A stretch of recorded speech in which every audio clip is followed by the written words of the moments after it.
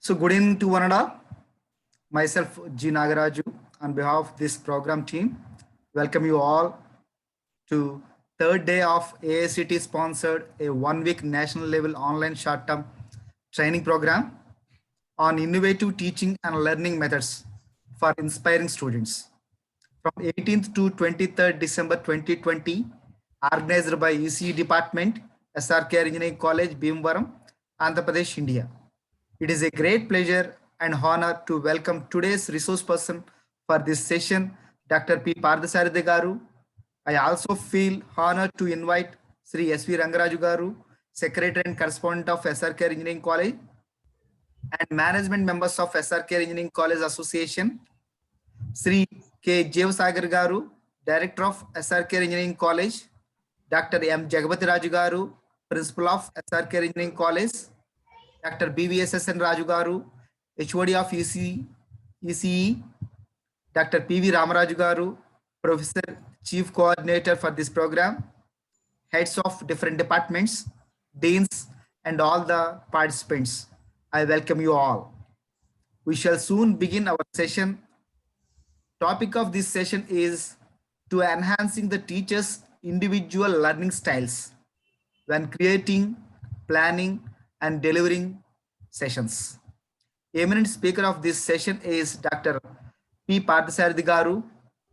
Before we begin the session, once again, I would like to announce few guidelines to the participants. The first one is e-certificates will be provided to those participants only who attend all the program sessions with more than 80% of attendance and provide feedback daily. Please mute your mic and video while the speaker is presenting. Use hand raise option and unmute your mic only when your name is called for a question. If you have any questions, post them in the chat box. Now, I invite Mr. KNV Sachinarayana to introduce the speaker of this session, Dr. P. Pardasarthi Garu. Yes, sir. It's my privilege to speak about Dr. P. Pardasarthi Garu. So he was born in India, AP, in 1978. He received UG and PG and PhD degrees from the Acharya Nagarjuna University, Andhra Pradesh, India, in 1998, 2000, and 2012, respectively.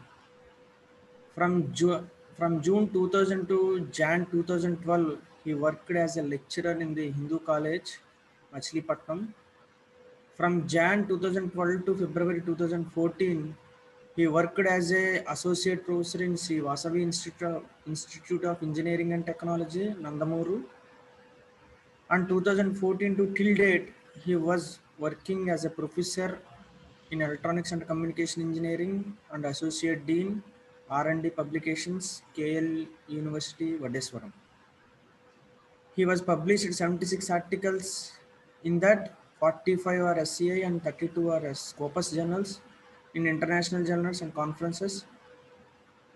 He is a reviewer for several international journals, including Elsewhere and Tyler and Francis, and served as a reviewer, session chair, co-chair, and advisory committee member for a number of international conferences.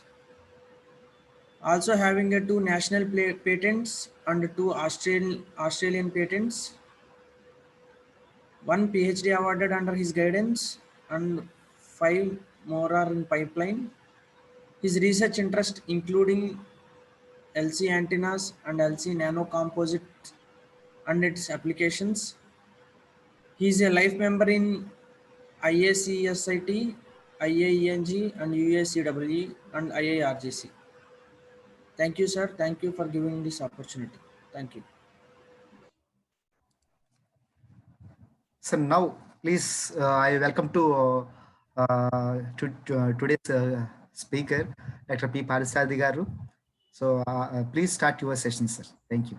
Yes. Thank you, Kishore, for introducing me.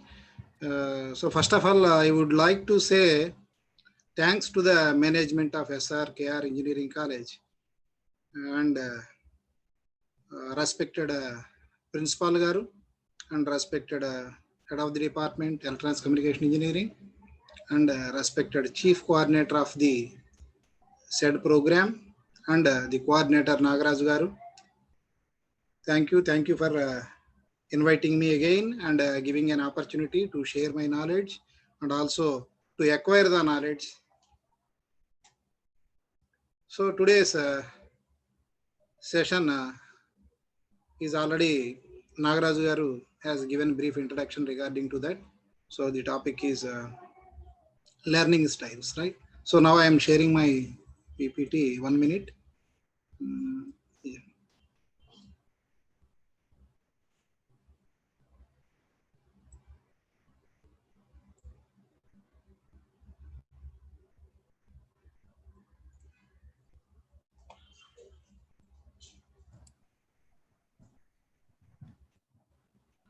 Nagaraj Garu, are you getting my PPT?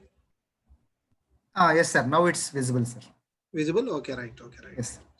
So today's my topic is enhancing the teacher's individual learning styles when creating or planning and delivering the sessions. So myself already introduced by Kishore Garu, so that there is no need to say anything.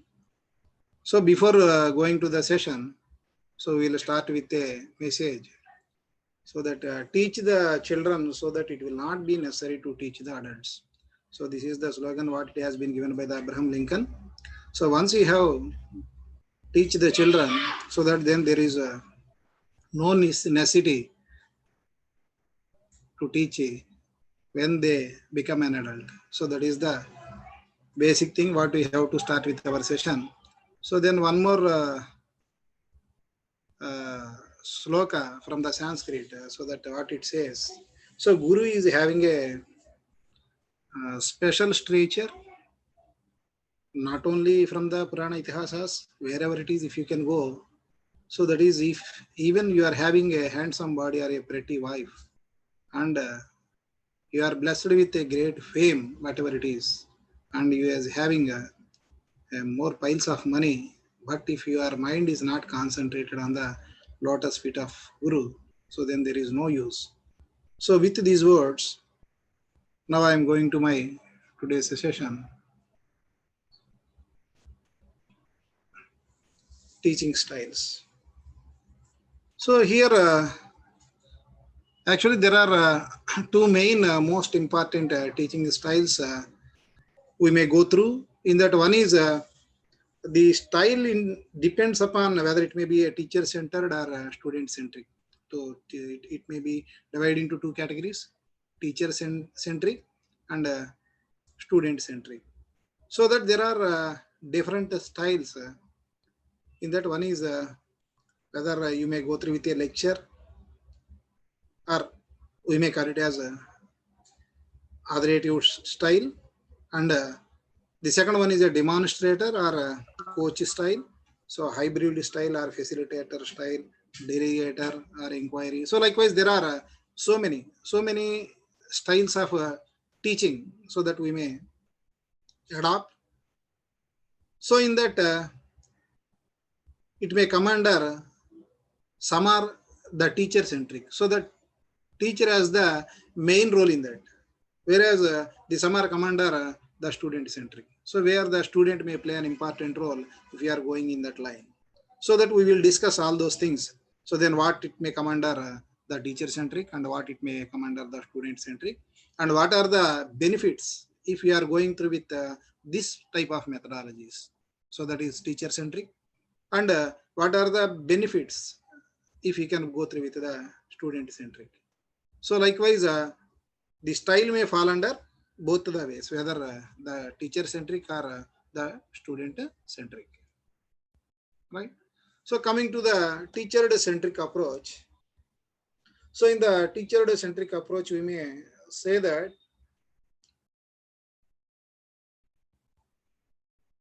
the approach to the education positions is the teacher as the expert who is the in charge of the imparting knowledge to his or her students via lectures or direct instructions. So here, while we are going through with the teacher-centered approach, so then teacher is the whole and soul. He is the whole and soul, and he is the source of imparting the knowledge to the students, his or her students, via lectures or direct instruction. So that means via the lecture means whatever the lecture you are giving or the instruction whatever you are giving directly, so that you have to impart the knowledge in the students. So that what we may call it as a direct. So that is the treatment. So that is the methodology that maybe goes on in a direct way. So that may be in direct way. So in that direct instruction, so then what it come under? Whether it may be the formal authority, or whether it may be an expert lecture, or whether it may be maybe a personal model. So that these are all come under that teacher centered approach. So that the direct instruction is nothing but whatever the information you are passing on to the students. So depending upon your subject aspect, so that you are transferring your knowledge with your expertise and with your experience. So then you are the model for the student, so that where the direct instruction that has to be given to the student. So that what we may call it as a teacher centered approach.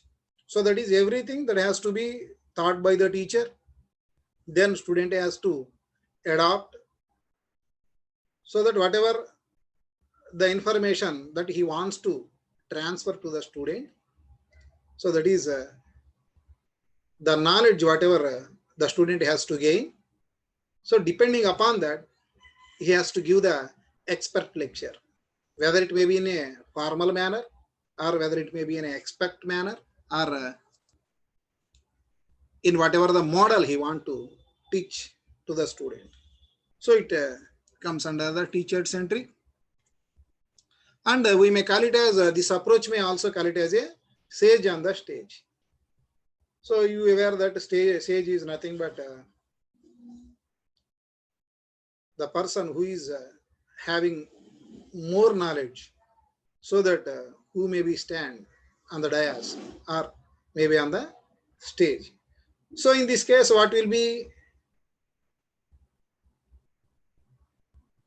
the thing that has to be happen, so that the students may be the passive actors are empty vessels, and they may be listen and absorbing the information. So then what will be happen, while the teacher is each and everything, so that is he is the main source of knowledge. So then he is transferring the knowledge to the students, so that the students are the passive actors here.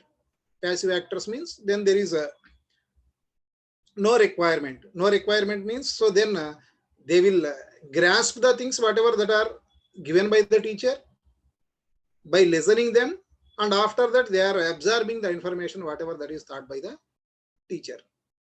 So that means they can acquire the knowledge from the source. So is nothing but is the sage on the stage, whatever the knowledge they are acquiring, and they will absorb it, right? So that means clearly speaking, strictly speaking, whatever he is transferring the information, the student may grasp the same, and he can absorb the same information whatever he received from the teacher. And we may call it as this type of approach is a traditional approach, but it is not a best approach. Why? Because today we are going through with the different methodologies, so that we cannot go through with the direct normal teaching. So that what we may call it as a formal teaching. So formal teaching means just board and chalk and talk. So that is almost it is gone. The olden the days has been gone. So that chalk and talk, almost everybody is left it, so that they may go through with the latest scenario. So the technology has been came into the force, so that everybody is utilizing the technology while they are delivering the lecture, whether it may be offline or whether it may be online. So in online there are some facilities and difficulties. So likewise in the offline there are some facilities and difficulties. So likewise in the online mode you can do whatever the simulation and whatever the aspects you can show it on the screen directly. But whereas in the offline mode we can explain directly on the board, but some of the things you may display it on the screen, on the board, by projecting it through the overhead projector. So likewise some advantages are there, some disadvantages are there, but this type of approach, whatever the style you are adapting here, so that what we may call it as a traditional approach, but it is not necessarily the best, right? So that the teacher-centered approach is looked upon less fondly than it once it was. So that this teacher-centered approach is looked upon less fondly. So whatever the formal way you are going, so today, I think my opinion, it is not fruitful. So without the involvement of the remaining active learning methodologies or the tutorial or whatever the flipped learning, or there are so many methods that you have to be adopted in your teaching. So it will not be fruitful while you are going through with a formal teaching, right? So fruitful means the student may acquire the knowledge, but it is not up to the level. So that is not 100%. So then he may get the theoretical aspect, theoretical knowledge up to 60 or 70%, but they may get the maximum knowledge only when, if they are going through with active learning methodologies, or if you can go through with the number of tutorials, or if you can go through with the simulations, or whatever it may be. So that you have to adapt some technology while you are going through with the teaching. So that this type of style may be fondly than it was once it is, so that which may have some difficulty, right? So then coming to the student-centered approach. So here in the student-centered approach, it may create more equanimity between the teacher and the student, right? So that here what will be happen? The teacher and the student, that has the interaction has been taken place, the relation has been developed. So with each other, they are playing a role in the learning process. So they are playing their role in the learning process means, yeah, if I think if you are working as a teacher, I think you may get this experience while we are delivering the lecture in the class. So then we may not expect we are the better ones. We are the better ones to give the more knowledge to the students. So that there may be a case in that in the entire class of the students, so that there are so many bright students are there. So from them, if suppose if they pose a question, sometimes it may not be answerable because of it may be a technical question, so that the the discussion may be in depth, so that sometimes it may not be possible to answer such a question where the teacher has to acquire the knowledge. Yes, okay. If we can go through in this way, so then what will be happen? If you suppose if you are going through with an experimentation, or if you are explaining through with a model, so then a question has been posed by a student. So then sometimes it may be also create a thinking in the mind of a teacher. Yes. So suppose if you can go through in this approach, whatever he is asking, then what will be happen? So like that here in the student-centered approach, it creates more equanimity between the teacher and the student, so that both will play an important role in the learning process, so that the student is learning more from the teacher, and at the same time, so depending upon the students, so then the teacher will also get more and more, right? Suppose if I am teaching a subject first time, so that if I may fail to explain it completely in depth, while I am going to it the second time, going through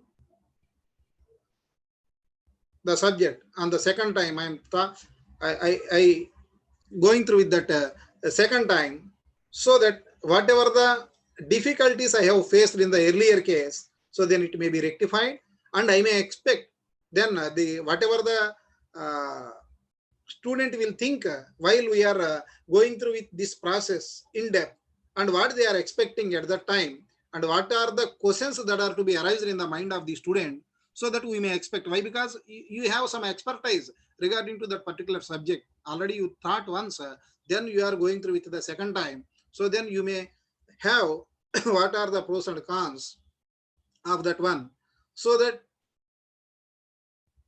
what clarification you have to be give for that particular aspect when once the student has been posed a question. So why? Because we have going through with the complete learning process of that particular subject in depth while you are teaching it in second or third time. So I think everybody has get experienced with this, right? First time you may get a problem, but while you are going through it, sometimes from the student side also we may get the knowledge depending upon their questions that whatever they are posed in the classroom. So that here in this, the equanimity has been taken place in between the teacher and the student. So with each playing a role in the learning process, right? So in this approach, the teacher is sometimes referred to as a guide on the side. So in the earlier case, what we may see is a sage on the stage. So here we may call it as a guide on the side. He is the guide for everything. So that guide on the side. So this approach we may call it as a guide on the side. So here in this case, when the teacher still holds the authority, he or she is more likely to act as a facilitator. So we will discuss all these things later. So many that are coming. So here these are also these are all come under the learning styles.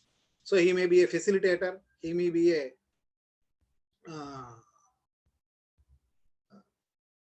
right like that. So the coaching the students and assisting them in their learning, right? So more likely to be a facilitator and coaching the students and assisting them in their learning, right? So this approach may champions the student choice and facilitates connections among the students. So that what will be happen? So this type of approach may create more benefit to the students, and it will facilitate the connections among the students. So here in the student-centered approach, so if we can go through with that, a couple of styles within the student-centered approach. So there one is inquiry-based learning, whereas the second one is the cooperative learning. So in this student-centered approach, two styles will play an important role. So the one is the inquiry-based learning. So in inquiry-based learning means, so that here the inquiry is nothing but whatever the inquiry has to be taken. So that inquiry-based learning. So in that case, he may be the facilitator, and he may be the personal model, and he may be the delegator. So the facilitator is nothing but who facilitates, right? And is the personal model. Is the personal model what we seen in the earlier case also, teacher-centered approach, and he may be a delegator. Whereas coming to the second case, so that is the cooperative learning. So we will discuss these two things more elaborately. It will come after. So that one is the inquiry-based learning, where he may behave like as a facilitator and a personal model, delegator. So in the second case, so that is a cooperative learning. So in the cooperative learning, if you may go through with the definition itself, it indicates that the cooperative, so that is mutual. So it may be a mutual, so like group discussions or something else, so that the cooperative learning may be taken place. So where the facilitator and the delegator, right? So these two are the major two styles. So that is one is the inquiry-based learning, another one is the cooperative learning in the student-centered approach, right? So coming to the inquiry-based style. So here in this case, inquiry-based nothing but, so the 2 points may come into the force. One is the teacher point of view, and another one is the student point of view.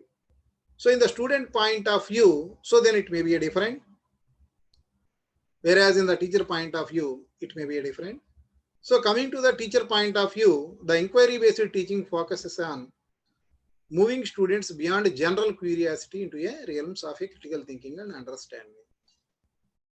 So that the teacher may think about, the student may beyond the general curiosity into the realms of critical thinking. So that they may go through with the critical thinking, and whatever the things that has been explained, so then they may go through with the understanding.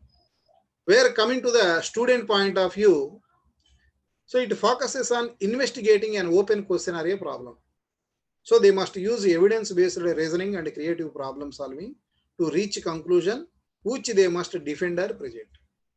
So in the student point of view, so what it should be? It must be an evidence-based reasoning, and it may be a creative problem or the creative problem solving to reach a conclusion, and so they may defend it or they may present it. So that the teacher purview is different, teacher point of view is different, and student point of view is different. So then teacher may think about depending upon their curiosity and understanding, and the student may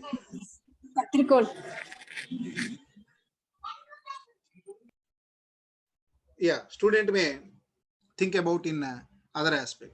So likewise in the inquiry based style, so in the two styles, student centered approach, inquiry based and cooperative. So in that inquiry based, in the teacher point of view, in the student point of view, so it may be different, right? Yeah. So then coming to the inquiry based learning strategies and activities.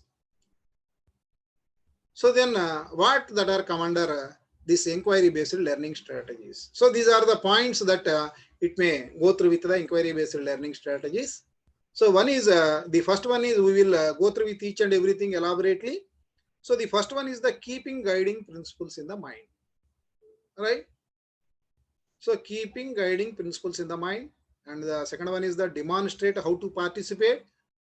So that you have to demonstrate to the student how they have to participate, and you have to give surprise to the students.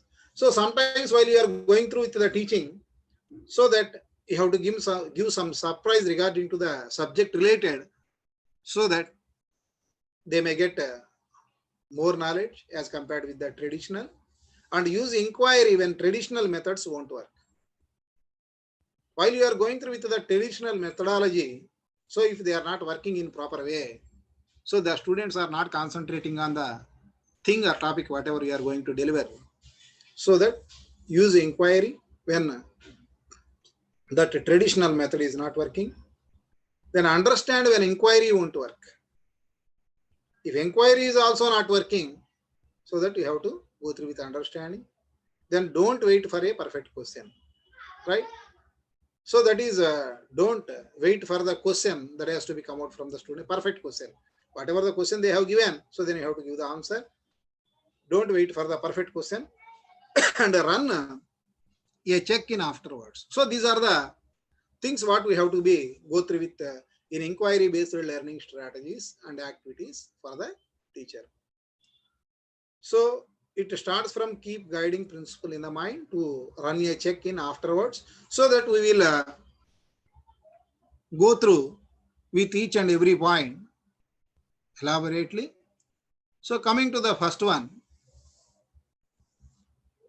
keep guiding principles in the mind.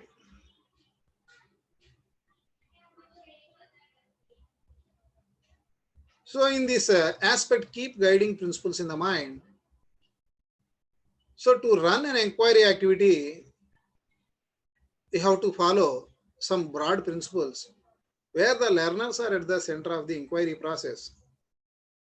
Then along with your resources and technology, whatever you are going to provide for them, and you have to support them, right? In this inquiry based activity, learners are at the center of the inquiry process. So the learners means the students, those who are at the inquiry process. So that you along with the resources, whatever the resources that are to be available, and the technology, whatever you are going to adopt it for that, and you have to provide, and there you have to support them, right? So that is guiding principles in the mind, one aspect. Then inquiry activities themselves should concentrate on building information, processing, and critical thinking abilities. So if you can go through with such type of an activity, so then what will be happen? So it themselves should concentrate on building information processing, so that it will create a critical thinking. It will create a critical thinking so that which may be useful to building an information for further processing. So that type of ability may create in the mind of the young people. And the teacher should monitor how the students develop these skills as they build conceptual understanding of the topic in question, so that he may monitor. So in this guiding principles in the mind, keep guiding principles in the mind, he may monitor how the student is developing these type of skills. Once we have given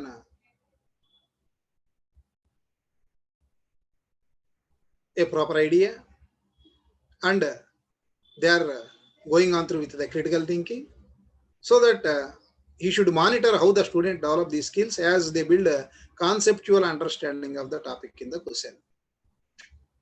And while you are facilitating the exercise, try to learn more about your students' learning habits and inquiry-based learning in general.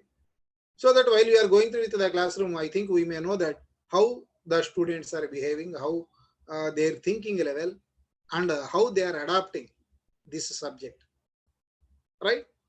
So I think in the first day itself, we may not get everything, but later the things are going on, so that you may have an idea, so that how the students are responding. So if the class is not fruitful, so then we may expect that how the environment is looking like, how the students' behavior may be in the classroom. So like that, if it is more effective, so then how the response is looking like. If it is an interactive session, then how the students may react. So likewise, each and everything, so that you may know while you are going through with the regular class. So that is as well as facilitating the exercise, whatever you are giving, try to learn more about your students' learning habits and inquiry-based learning in general, so that you may have an idea, so that what are the learning habits that are to be useful for your students, so that we may have whether they are going through acquire the knowledge through the book reading, or whether they are concentrating on the online environment, or whether they are going on through with the group discussions, or whether they are going on through with the different active learning methodologies, so that whatever the method that may follow, so that you may have an idea. So depending upon that, their learning habits, so that you may facilitate the exercise. So you may facilitate the exercise means, suppose if you are class student, suppose if you are teaching a mathematics subjects, then your students are more interested in the problem solving, so that you may come out with an exercise that has to be given to the students, so that they are also more eager to solve the problem. Why? Because the students may also think about, yes, today it may be a problem solving session. So like that, whatever the exercise you are providing for the students, so whatever you are facilitating for the students, so depending upon their learning habits, so it will create a more beneficiary. Then coming to the second one, demonstrate how to participate. So in these inquiry-based learning strategies, keep guiding principle in the mind. So that is what we discussed. The second one is demonstrate how to participate, right? So in this case, 1 minute, yeah.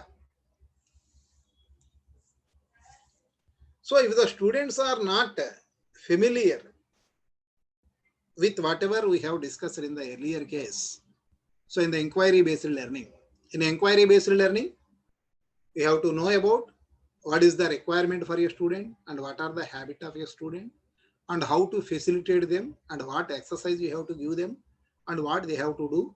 So likewise, each these are the some aspects we have to follow in inquiry based learning. So that is what we gone through in the earlier point.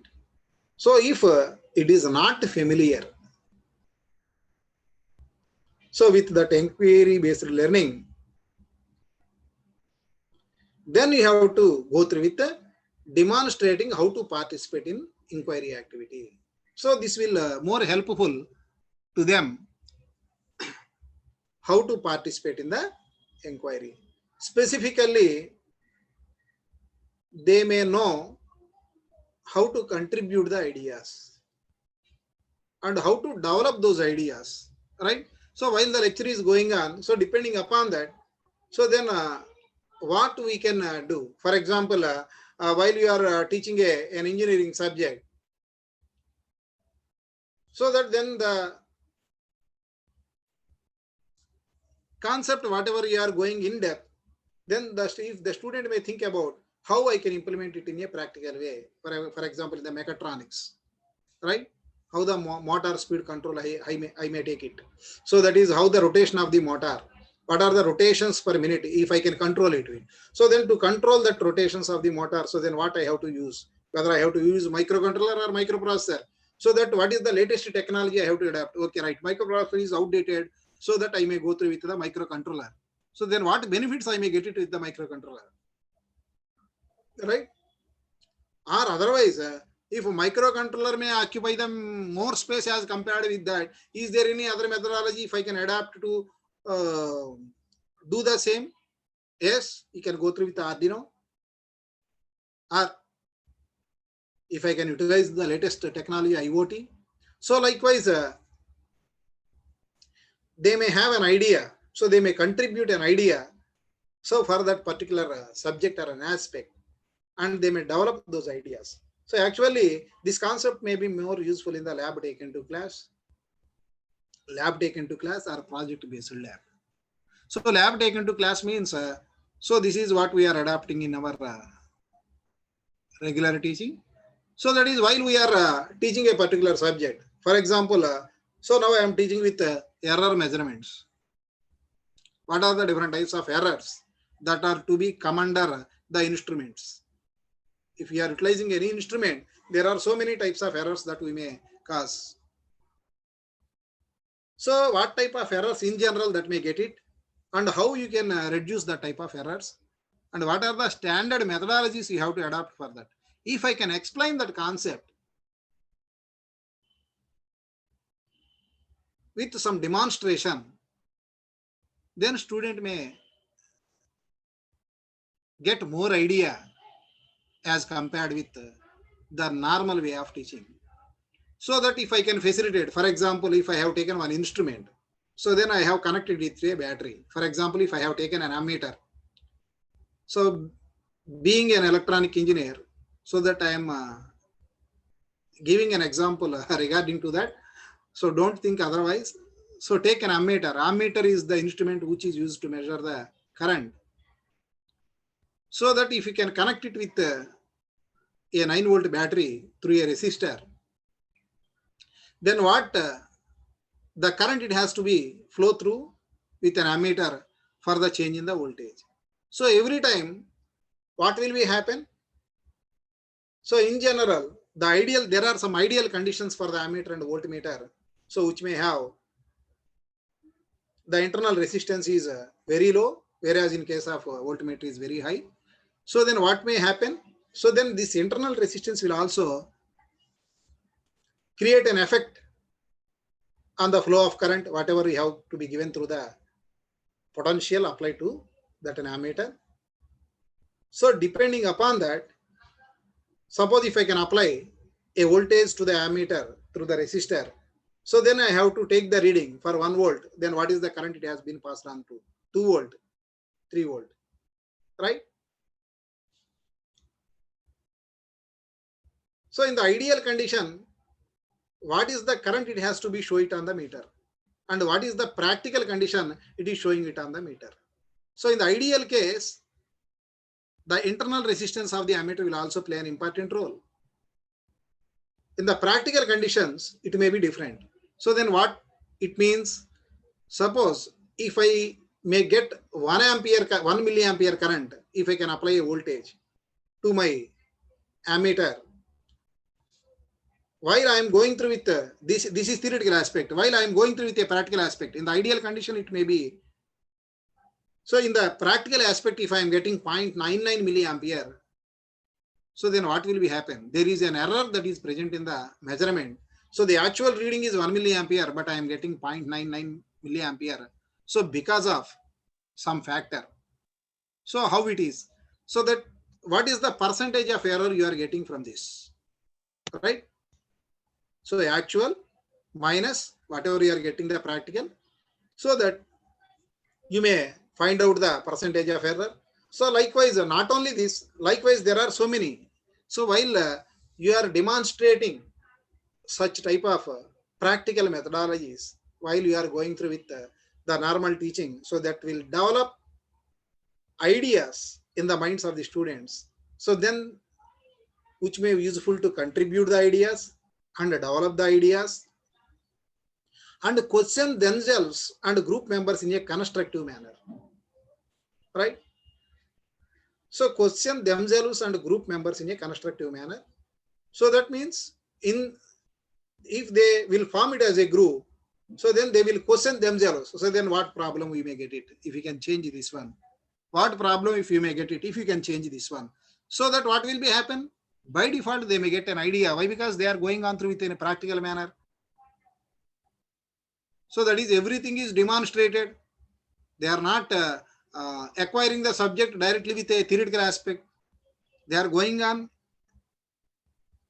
in practical manner, so that they may have question themselves, and at the same time they may conclude themselves, and they may solve the problem themselves in a constructive manner. Why? Because question is arising in the group, then some may have an idea, so how to solve it.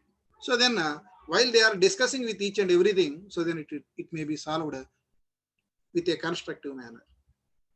And also it may create an investigative to the fullest extent possible their ideas and hypotheses, so that it will create a knowledge on the young minds, so that they may go through within a constructive manner. And also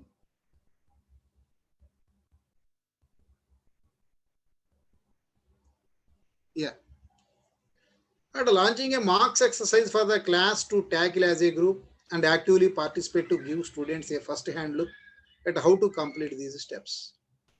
Right? So for that, what we have to do is we have to launch a marks exercise. So already you know that marks exercise is nothing but just like as a mock polling. So before you are going to with a complete exercise, so then you have to go through with a marks exercise. So for the class to tackle as a group. So as a group, how to tackle that group, so that you have to give a mock exercise and actively participate to give students a first-hand look at how to complete these steps. So then you will look into that. So then you give a exercise to the student and ask them, suppose if I want to acquire the solution for the exercise, so you are the group members, then you think about yourself and what problem, what solution you have to represent for this, so that in the first mock exercise, so then they may have an idea, so then you may go through with completely whether they are following the steps or not. Right? So for example, after presenting a open question, facilitate and contribute to a brainstorming session. So this will exemplify pitching and developing the ideas. So here, if you can take an example, if you are asking a open question, if you can facilitate and contribute to a brainstorming session. So if your session may be a brainstorming session, so that it will create an exemplify pitching and developing an ideas in the young minds. And demonstrating how to participate in this way should prepare the students for future exercises also. Suppose if you can, it will not be possible with the first year graduate. Why? Because they are in the beginning stage. So they are acquiring the basic knowledge. So that if you can adapt it with at least from the second year onwards, while they are entering into the core, whether it may be a civil engineer, mechanical, or if they are studying civil or mechanical, they may go through with the field survey also. So that may give the practical idea. So likewise, while they are entering into the core, if we can give such an idea, or we can go through with the demonstrating how to participate in that. So it may be useful not only in that particular subject aspect, it may be useful for the future exercises. So that means it may be useful while they are going to adopt for a lab-based project, right?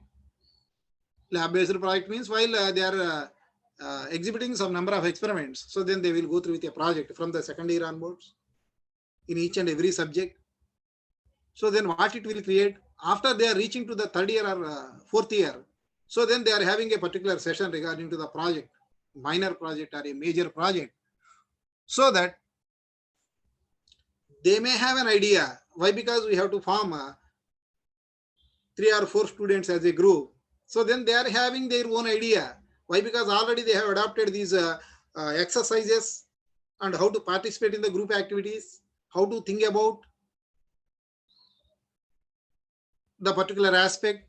So likewise, each and everything that they are adopted in the earlier classes, so that it may be very easy for them to go through with a project and how to execute a project and how to find out a problem. So today we are facing a problem while we are going through with a research paper writing. So before that, you have to identify a problem, then you have to solve the problem, and then you have to go through with the result and discussion, and finally you have to conclude with it is more better compared with whatever the methodology adopted earlier. Then only you may get a good research paper, so that your finding may be different and it may be comparable, whatever that has to be done earlier, so that if that comparison will give the more beneficiary as compared with the earlier measurements, so that you may get the fruitful research paper. So likewise, here it is also, if you can demonstrate or if you can facilitate and if you can contribute to a brainstorming session for them, so that which may not be useful in that particular session, it may be create more beneficiary in the coming future exercise, not only in the project based lab or in the mini project or in the final project, so that they may think about their own and they may come out with an idea. So then the teacher may not give the abstract, right? They may come out with their idea with an abstract, right? In general, what it may go, so that is we may give an abstract to do this particular project in the final year, so that the student may go through with that particular concept and problem solving methodology while they are doing their project. But if they are adopting these type of methodologies in the beginning itself, so that they may have an idea in the future exercises, like this project aspect or in the research aspect. Suppose if after completion of the BTech they will go through with MTech, or they may join in IITs or NITs PhD, so that whether they have to think about their own and they have to find out their problem, and then only they will come to the conclusion. So then it may be a fruitful. So like that type of idea has to be created in the mind of the young people, so that it not only useful for the particular session, and it may also useful for the future coming exercises. Then surprise the student, right? So in this This is the third one. In that, to spark curiosity and enjoy its aforementioned a surprise inquiry activity with a little to not context start class by playing a video. So that while if you are entering into the classroom directly went onto the dais and starting with the lesson, so sometimes it may not be fruitful or a good, so that the student may feel sometimes may bore. Why? Because they are sitting from morning 9 onwards to the evening 5. While in the beginning, I think everybody knows that the beginning class is more fruitful. Whereas while we are going through with the second or third session or fourth session, so that the curiosity will be reduced. So why? Because they are listening multiple number of subjects. We are delivering only one subject, but the students are acquiring the knowledge in multiple ways, so that they may feel bore while they are going through with the fourth or fifth session or after the lunch break. Why? Because they are completely exhausted. So that to surprise the student, so that you have to go through in a different manner, whatever they have not expected, right? So they may think about the faculty may come and he will start the lesson directly in the blackboard. So likewise, if you can change that environment, so that it will create a spark curiosity and how it will be. So by playing a video, so which may be an informative. So then if you can start with the session, so then it may be surprise to the student, and also it may be surprise is nothing but video is also nothing but it may be informative. It may be informative and it may be useful to that particular session. So which may not be explained more elaborately or clearly through the theoretical aspect, and which may give better knowledge as compared with whatever the methodology you are adopting while you are going through with the teaching. So likewise, for example, one video link I have given here.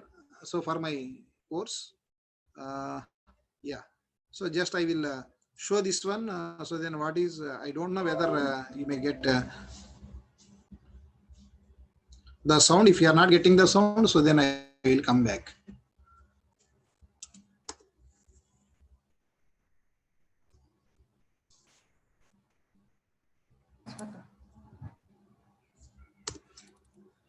One minute.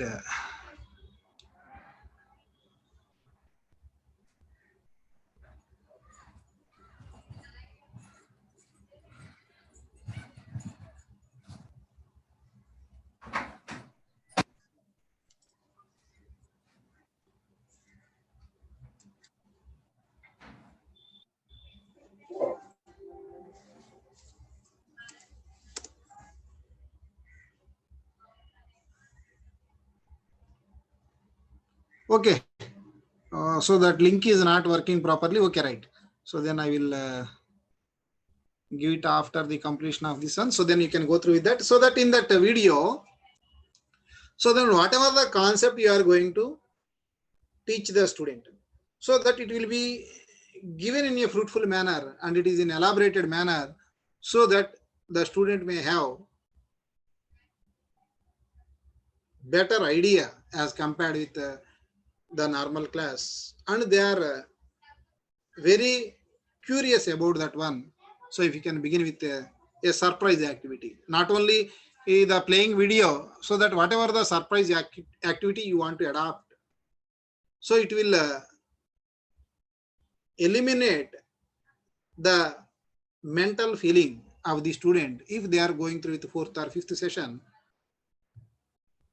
right? So then the next one is handing out mathematical formula or a list of math word problems and distributing a primary source document. So these are the things that you can adapt to surprise the students. You have to give a mathematical formula. So if it is a mathematical class, then distributing a primary source document. So by giving a source document to the students, so that please go through with that content. So then they may feel free some little bit, and it may be beneficiary for them. Why? Because it belongs to that particular subject only. We are not deviating. We are not deviating, and we are not going on through with other methodologies. We are concentrating on the subject, but we are creating the curiosity, and we are creating the curiosity on the minds of the students. And they may not feel bored with the earlier classes. Then the content piece must relate to topic that interests students, effectively engage them. So that is what I told. If you are playing that video, whatever the content you are representing, so that it may create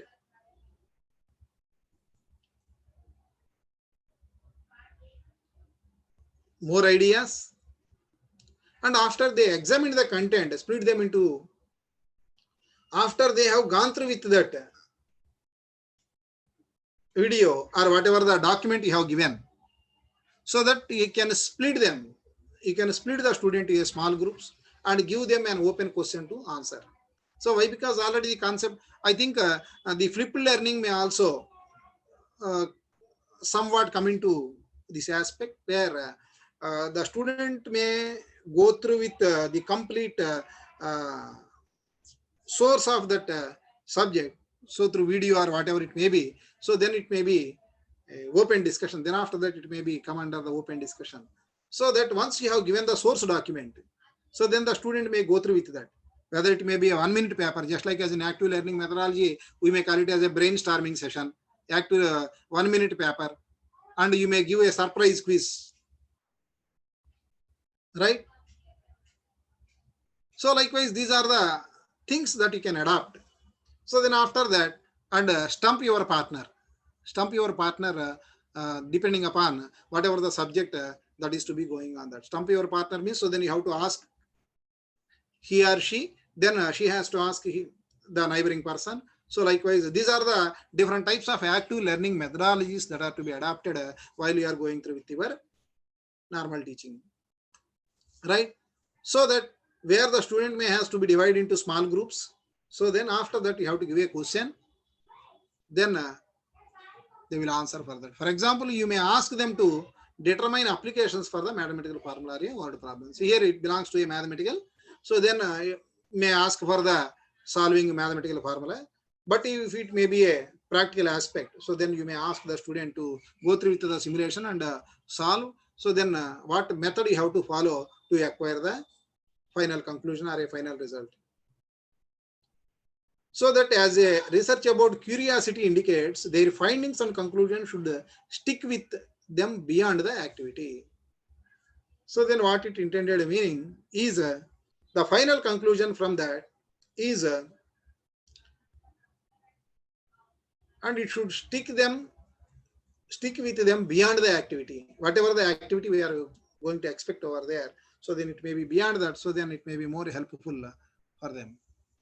Then coming to the next one, use inquiry when traditional methods won't work. Yeah. The next point is when the traditional methods are not working. When the traditional methods, 1 minute. Yeah. When the traditional methods are not working, so then what you have to do? You have to use the inquiry based learning. We are discussing about inquiry based learning. So this is the one of the point in that. So in this case, the structured or guided inquiry activities can lend themselves to topics that students typically struggle to grasp. All right. So in this structured type of activities, then the student may face a problem. They may struggle.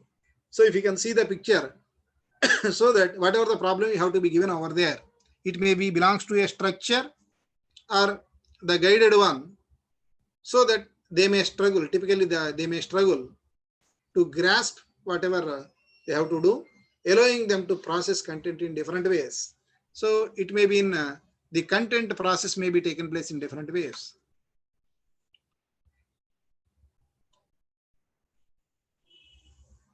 So for that, investigating a question you present,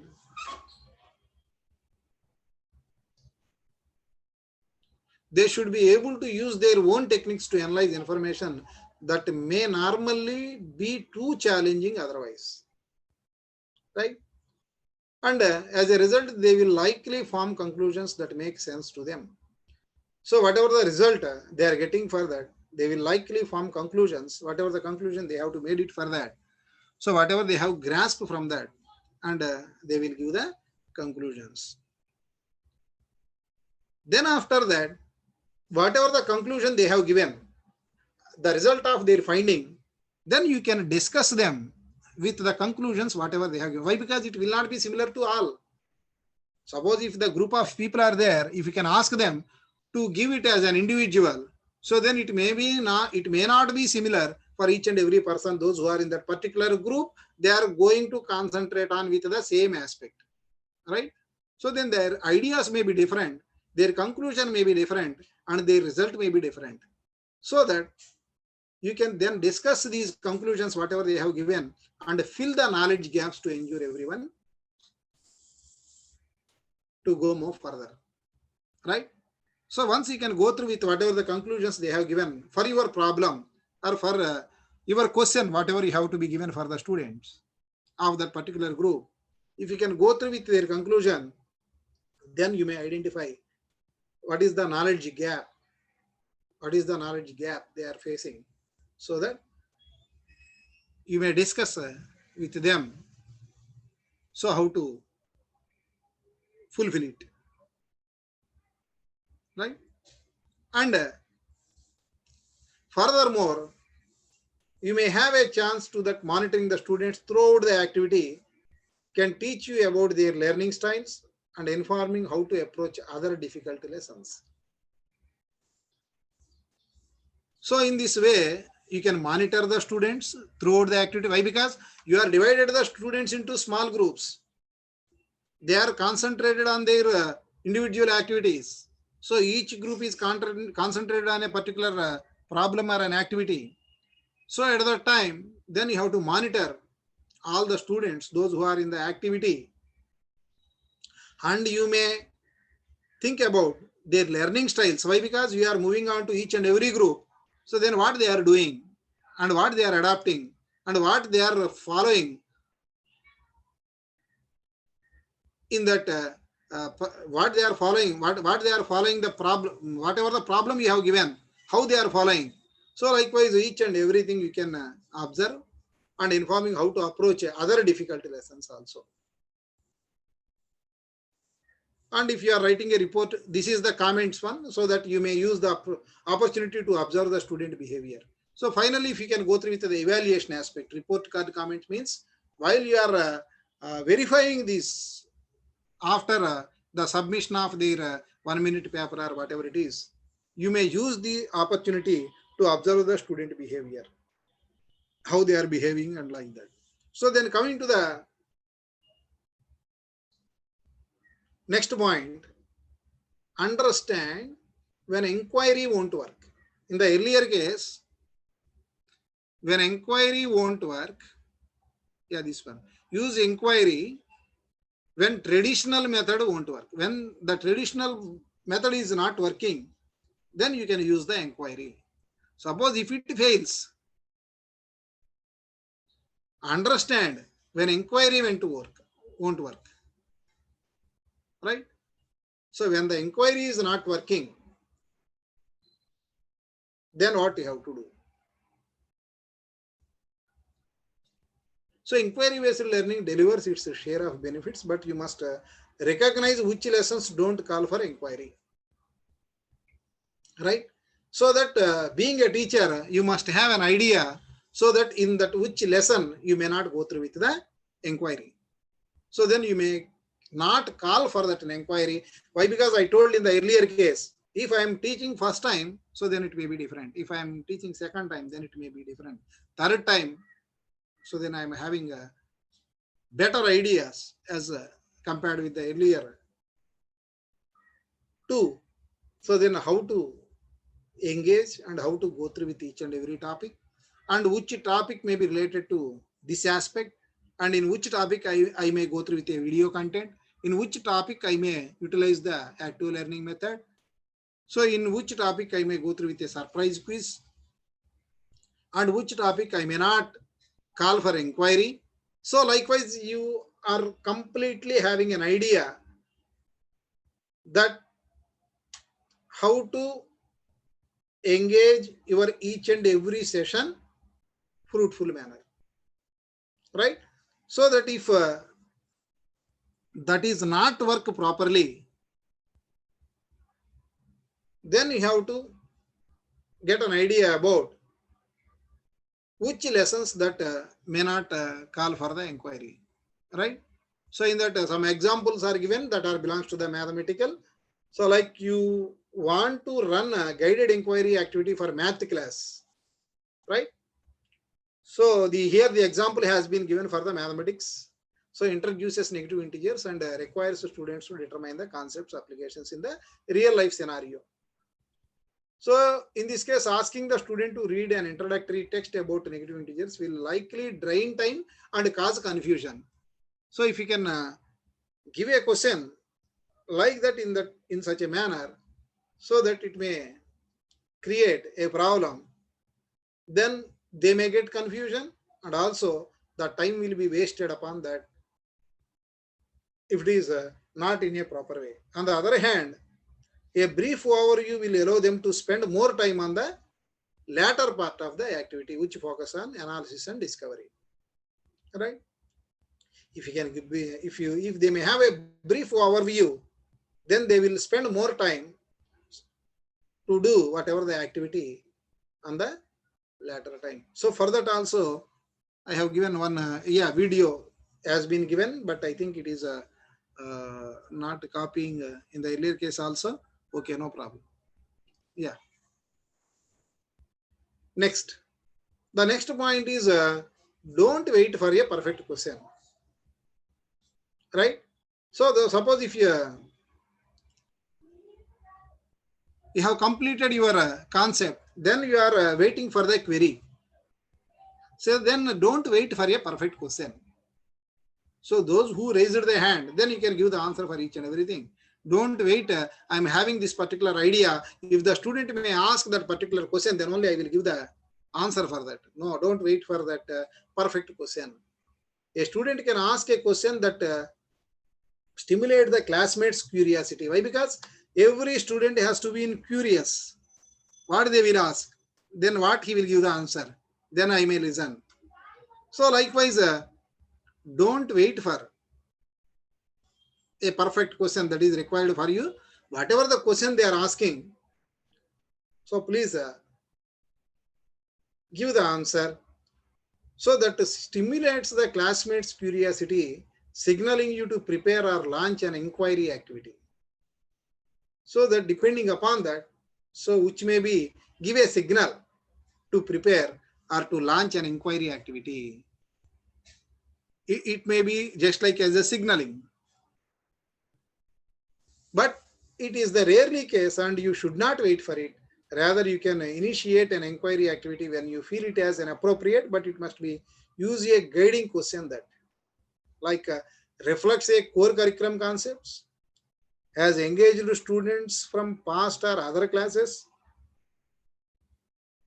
so that it will be happen when you are going through with a core curriculum concept, or the student has been engaged from the past and other classes. And also the discussion may be whether it may be from the previous lesson, whatever you have to be discussed over there.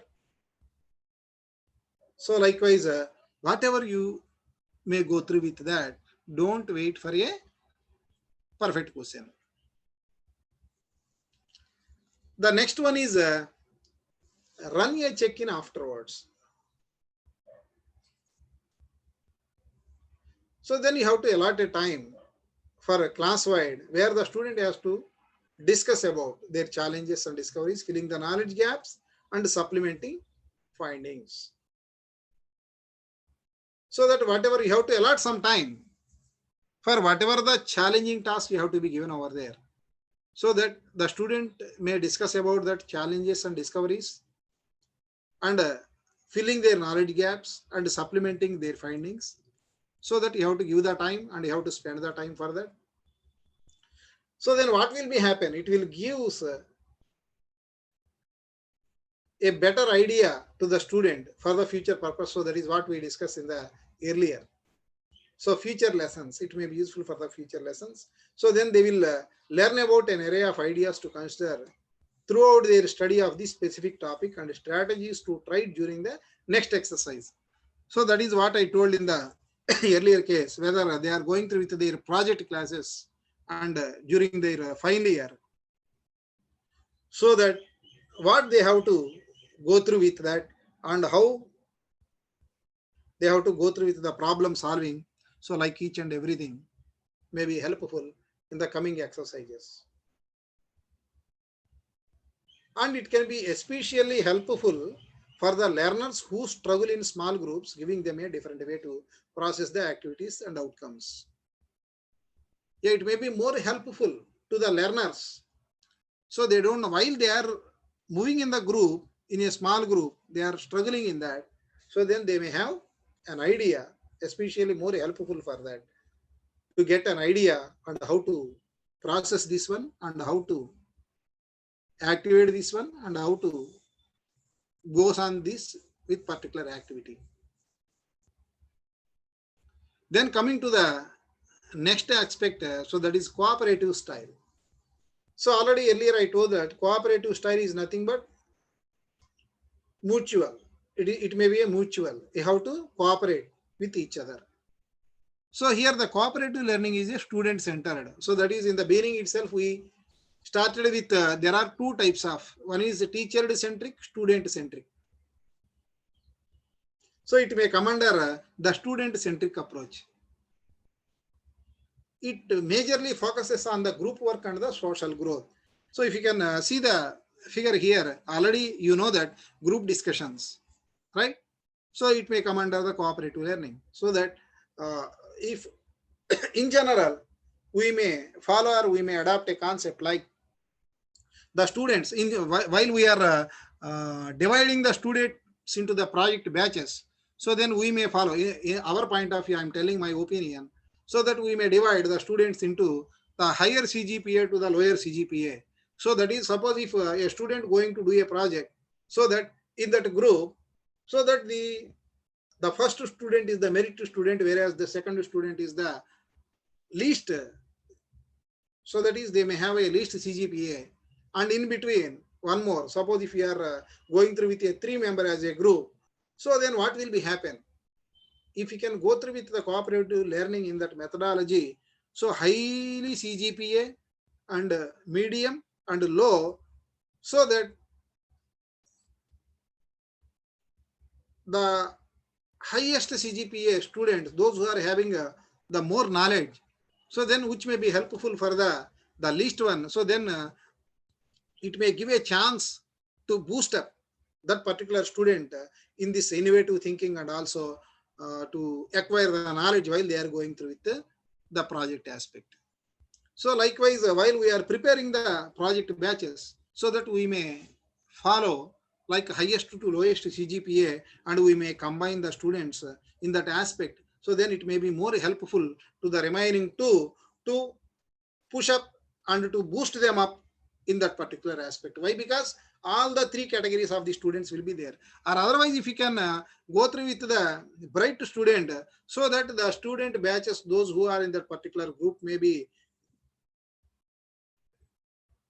have good ideas, so that they complete it in very fast manner, where the students, those who are in the lower cadre, so they may not even go through with the problem, whatever you have to be given over there.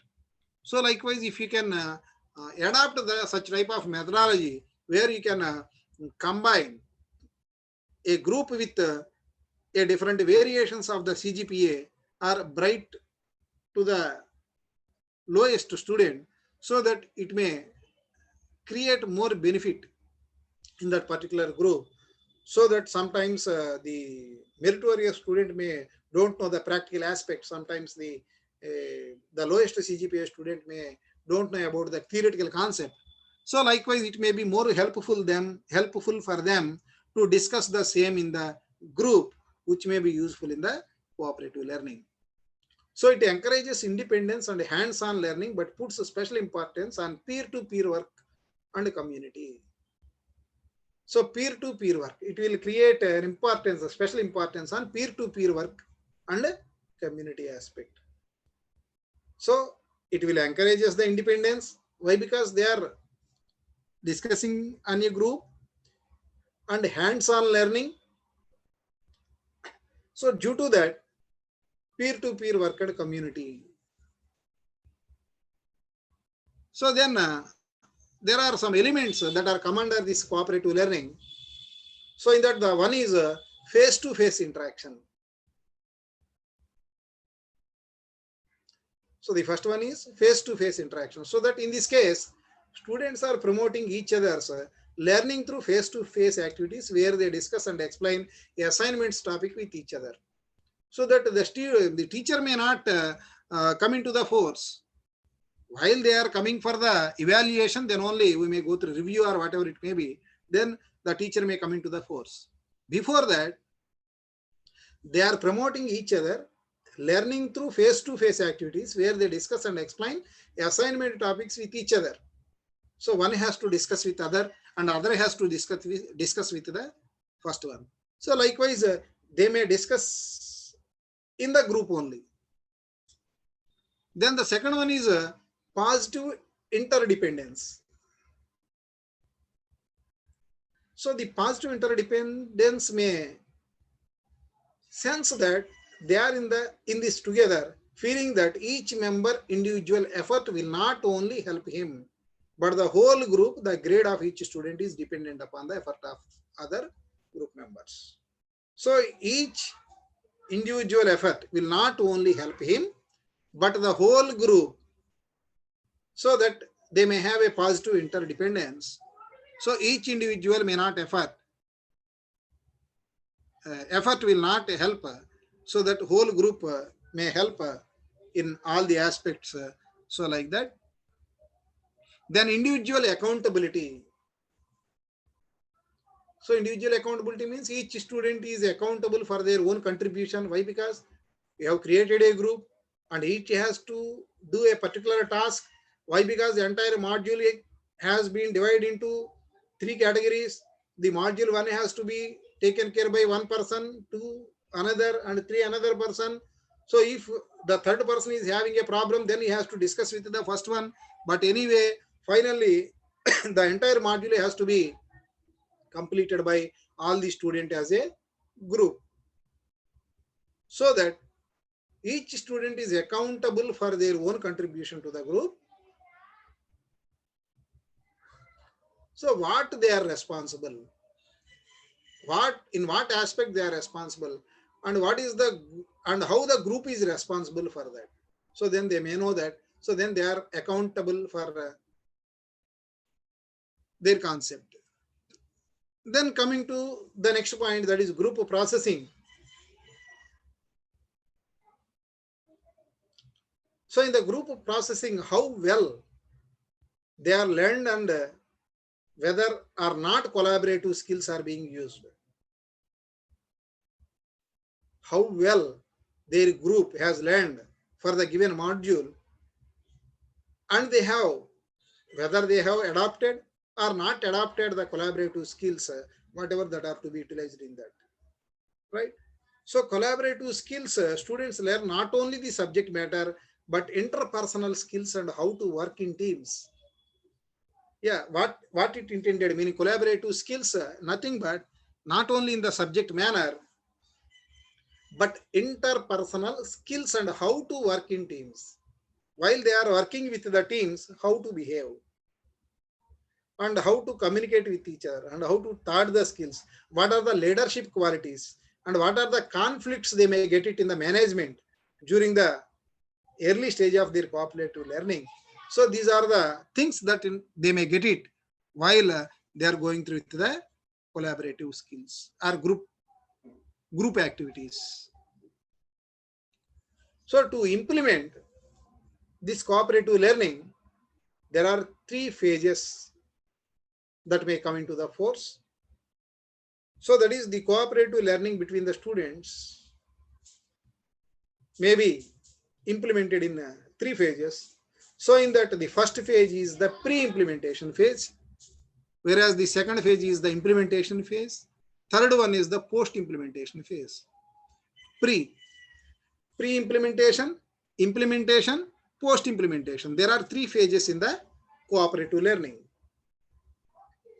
So coming to the pre-implementation phase, so that means what it intended meaning? Prerequisites. Just like as suppose if you are going to study a particular subject, then you may have a prerequisite. What do you mean by a prerequisite? Whether you may acquire the basic knowledge that may be useful for this subject. Yes. So that is your prerequisite, right? Suppose if I am going through with the microcontrollers or computer organization, whether I have completed digital system design in the earlier classes, prerequisite or not? Yes, you have completed. So okay, right. Then you are eligible to go through with computer organization and microcontrollers.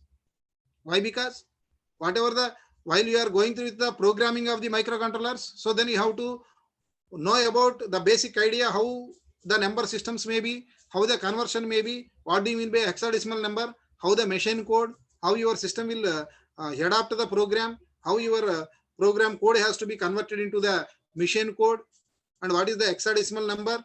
And while you are writing the code, so that while you are specifying the register, so then how you can specify the number in the hexadecimal, like whatever it may be. If you have to know that, then you may have a basic idea regarding to the earlier prerequisites. So likewise here, while you are going through with the cooperative learning, the first phase is the pre-implementation phase. So then what it requires? Then what are the things that are to be available in the pre-implementation phase? So here, instructional objectives, determining group sizes and assigning students to groups, arranging room, planning instructional materials to promote interdependence, assigning group roles, assigning tasks, explaining criteria for success, structuring. So these are so many, not only limited to this, etc. So then what it comes under pre-implementation phase is nothing but the beginning stage. The pre-implementation stage is nothing but the beginning stage, where you have to assign the groups, you have to divide the student into the groups, you have to arrange a room for that, and planning what materials they have to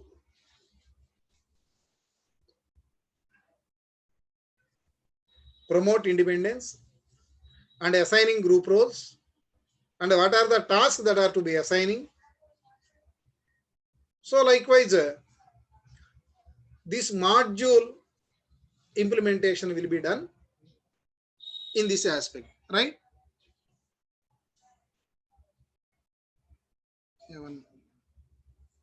Yeah. Then coming to the second phase of implementation. So in this, monitoring. Yeah, 1 minute.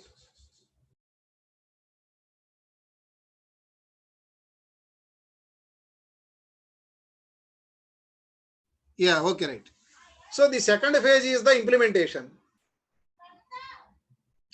So in this case, monitoring behavior. So in the second phase, you are going through with the implementation. So where you may go through with the monitoring behavior, and then intervening if needed, and assisting with needs and praise. So that what it will come under? Monitoring behavior. So that you may go through with the monitor. You have to monitor. So with the review, whatever the review schedule you have to be given, so that you have to monitor each and everything, whatever the work they have to be adapted, whether it is going on in the schedule or not, and intervening if needed. Intervening if needed means then you have to break it out, whether they are in whether they are going in that particular direction or not. If it is not in a positive direction, so they are deviating from that an aspect, then you have to intervene. Then assisting with needs. Okay, they are deviating. They are not going on through with the concept, whatever you have to be given for that group, then you have to assist depending upon their need. And if they can acquire better as expected than you, so then you have to price. So like these are come under the implementation aspect. Whereas the third phase is the post implementation.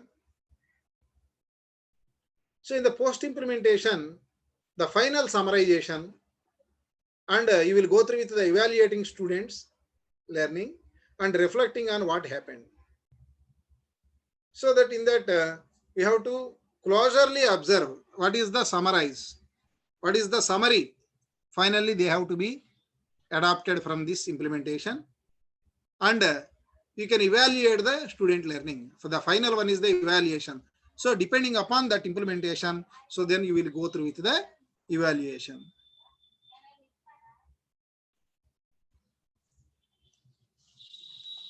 Yeah, right. So here, if you can see Edgar Dale's cone of experience, so the pyramid may indicate the people generally remember learning activities. People are able to learning outcomes, right? So the first one that come under define and describe list, demonstrate, apply and practice, whereas the second part, whereas the last one is analyze, define, create and evaluate, right? The first one, 10% of what they read, 20% what they hear, 30% they may get it what they see. So I think in the earlier session also we have gone through with learning pyramid, but it may be somewhat little bit different in that. So 10% from the learning activities, they may get 10% what they read, 20% what they hear. So they may get 20%. So that is from what they hear from the source, and 30% what they may see through images or videos, 50% of what they see and hear. So how it will be? So then they have to attend for workshops and exhibits and site visits and watching on the demonstration. So depending upon that, they may get 50%, and 70% of what they say and write. So what they say and write means here the participate in hands-on workshops. So here the hands-on, earlier I told that lab taken to class, project-based labs. While they are going through with hands-on, then they may have clear idea, so that whatever the concept that has to be adapted for that. And design collaborative lessons, so that they may get 70%, and 90% of what they do. What they do means simulate, design of the model and experiencing a lesson, design, perform a presentation. So likewise, the simulation and the model, whatever they have to be developed, so then they may acquire the 90%. The people are able to learning outcomes may fall under these three. So the percentage of learning may starts from 10 to 90%, where they may get the 90 while they are going through with the simulating a model and experiencing a lesson and designing or performing a presentation. So likewise, so that, yeah. So the first four that are come under passive learning. What they read, what they hear, what they view, what they listen, it may come under the passive learning. Whereas the last one, hands-on, design, simulation, designing a model, so they may come under the active learning methodology. They may come under the active, right? So they are participating in hands-on. That's why we are going through with the active learning methodologies. While they are participating on that, so then the retention, the acquire knowledge is more as compared with the earlier ones. So that the first four may come under the passive learning, whereas the last two may come under the active learning. Then what are the different teaching styles that we may adopt is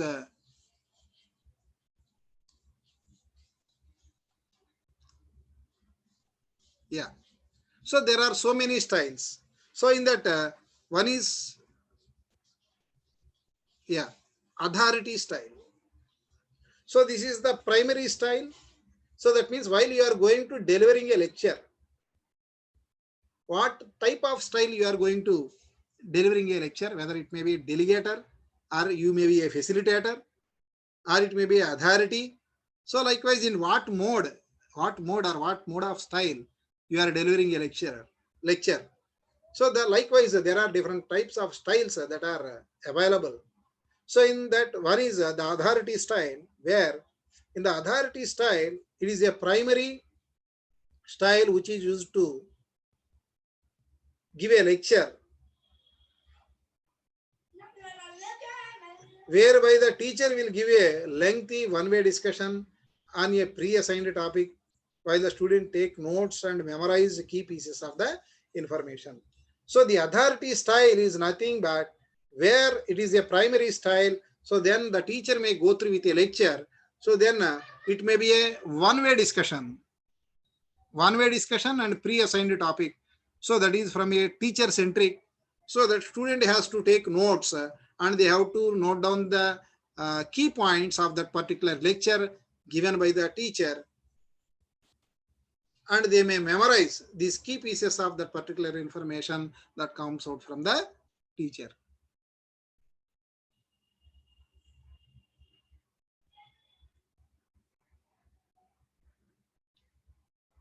So in this, the lecture is a teaching procedure consisting of the clarification or explanation of facts, principles, or relationships.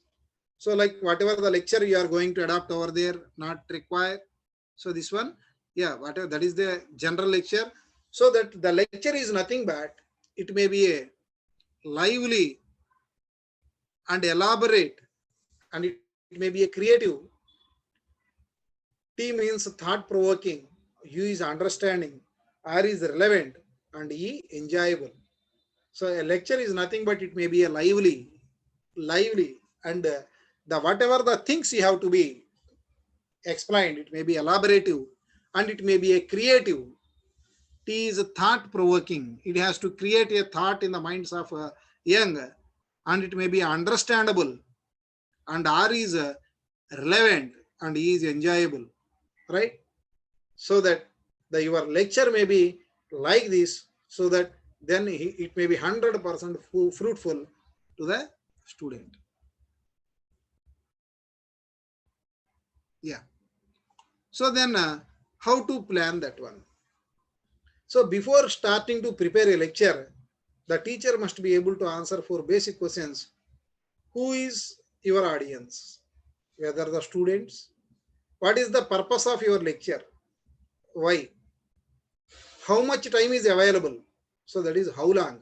Whether it may be 1 hour, 15 minutes. Sometimes if you are going for the conferences, paper presentation, they may give at only 5 minutes. Only 5 minutes. Or sometimes it may be 10 minutes. So in that 10 minutes, how many number of slides you can move? Whether you may prepare 50 slides. So is it possible to explain the entire concept of that 50 slides within the 10 minutes? No. So that you have to create your own methodology, whether it may be a single slide or 4 slide, how informative it is. The purpose of what is the purpose of your lecture and how much time is available depending upon your time. Now my time is 2 hours, so that how much it is required to go on through with the 2 hours. Suppose if it is limited to 1 hour, so then how long? So then how much time is available, so that what I have to go through in this particular 1 hour. Then what is the subject matter? So which subject matter you have to go through with that. While you are planning the lecture, so these 4 are the main important questions you have to think about. Who are the audience? Whether the students are the audience, then your lecture may be in different way. You have to start with the basic idea. Then you are going through with a faculty development program, so that your lecture may be different. Why? Because they are having some basic idea, so that what you have to be goes on from that. Then how much time that is available to give your lecture, and what is the subject you are going to give your lecture, right? Yeah. So then what are the advantages by adopting all these? So that is factual advantage of lecture methods, factual gathering, factual information, useful for large gathering, cost effective, quick and straightforward way, useful methods for auditory learner, easier to create, familiar methods. So these are the general, but I have given here. Yeah. Then what are the disadvantages of the lecture methods? So it is a content centered and one-sided affair, and it needs proficient oral skills. So that is teacher has to need oral skills in delivering the lecture. If they don't have this skill, then lecture becoming boring and uninteresting. Then passive audience and minimizes feedback from students. Right?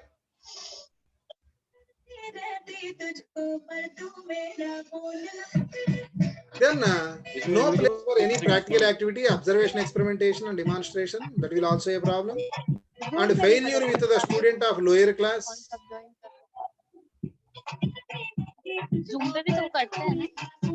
Enter meeting अच्छा वो बिना पास Then coming to the Google पे करो ना Google meet पे हाँ उसमें पता चल जाता है तो जब लास्ट में अटेंडेंस देते हैं ना तो हम ये छाटते हैं सालों जिसने 5 मिनट से कम किया उसको थैंक यू मौसा जी Nagaraj garu. अंदर Sir, tell me, sir. Yeah, something background disturbance is going on. So that Sir, just wait, sir. I will Please mute them Yes, if they are having yes. any. Yes, sir. questions, so that Sorry, we sir. may Sorry for discuss. the inconvenience. Yeah, no problem. Yes, But yeah, sometimes it may be happens. No problem. Yes, sir. Yeah, okay, right. Yeah, the next one is the delegator style. So we started with the authority style, demonstration style, and the delegator style. So in this case, so here where the group work come into the force, peer feedback or lab-based learning or a delegator or a group style of tutoring is often adopted. So as a delegator, what will be happen? The teacher may take an observer role to promote collaboration and encourage peer-to-peer learning.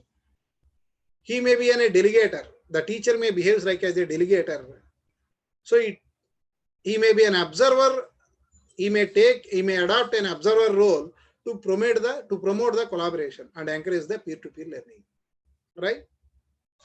So that what we may call delegator style. So in this, what are the advantages of the discussion methods?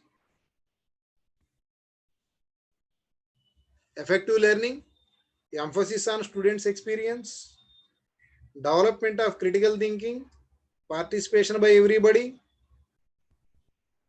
self-expression, and peer learning. So these are the advantages of the discussion methods while you are going through with the delegator style. The disadvantage is may dominate with personal feeling. So while you are the delegator, so then may dominate with the personal feeling and chances of deviation from the topic. Sometimes there may be a chance you may deviate from the topic and dominance by one person. Right? There may be it may be dominated by one person. That is the disadvantage with that. Then facilitator style.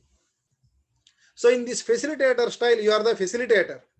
You are the major source facilitator to the student, so that what you have to be adopt and what you have to be given for that. Self-learning in the classroom through increased self-learning in the classroom through increased peer-to-peer, right?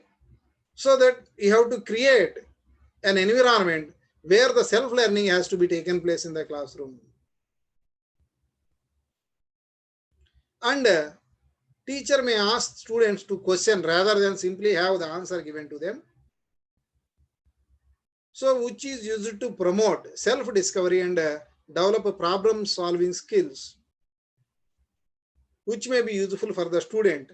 So for developing much deeper understanding of the topic. So that in the facilitator, you are the facilitator for the student, so that where the self learning may be taken place and which may be useful for the problem solving and a deep understanding of the subject.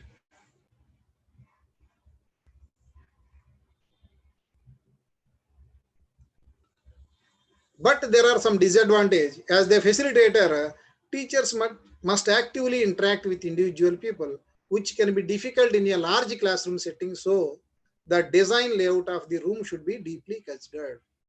So then the meaning of that one is downside. So that is the disadvantage in the facilitator style is he has to actively interact with each and every individual.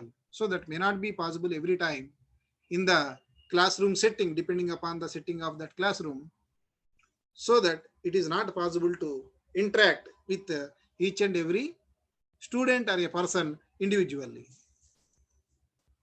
So that the design layout of the room should be deeply considered. Design layout of the room should be means it may be limited to somewhat. If it is limited to somewhat, so that you may interact with each and everyone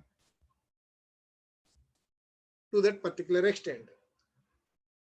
The advantage is personal flexibility. Disadvantage, already have got, style is often time consuming, sometimes employed in a positive and affirming manner.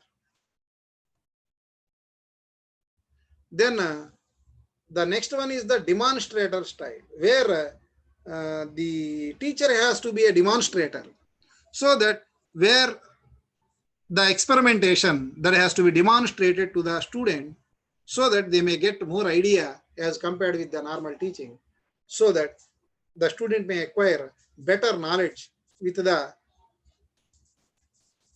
normal style compared with the normal style, formal style of teaching. So if you can see here it in the figure, where the experimentation that has to be taken place, right? How the battery cell that has to be designed with electrolyte solution, where the anode and cathode that are to be dipped in the solution, how you are acquiring the potential from anode with the cathode, and which material that behaves as anode and which material that behaves as cathode, and where we have to dip these two materials in the solution, which solution, so then how it reacts like, and how much voltage we may get it. So then what are the factors, key factors that may depend upon that. So likewise, we can demonstrate each and everything.